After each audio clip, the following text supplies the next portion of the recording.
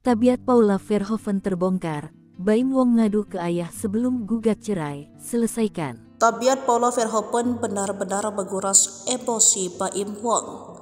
Baim Wong sampai menitikan air mata saat menjatuhkan kata cerai kepada Paula Verhoeven. Hingga akhirnya, perintah tegas dari ayahnya membuat Baim tegas menjatuhkan kata talak untuk Paula. Diberitakan sebelumnya, ricuh soal rumah tangga Baim dan Paula akhirnya menemukan titik akhir.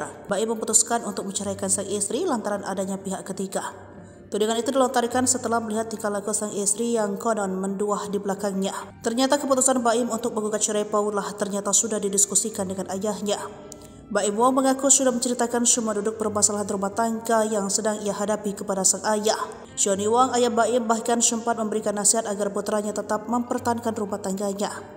Baim sendiri tak menyangka rumah tangga yang dibangun selama 6 tahun itu akan berakhir dihantam oleh orang ketiga. Berikan penjelasan lengkap. Menurut John, ia mengembalikan keputusan kepada anaknya. Ayah saya bilang, selesaikan, mau bukti apa lagi Baim? Akhirnya saya bilang ke dia, Paula, sambung Baim. Diungkap Baim, permasalahan dirinya dengan Paula bukan hanya soal dugaan perselingkuhan.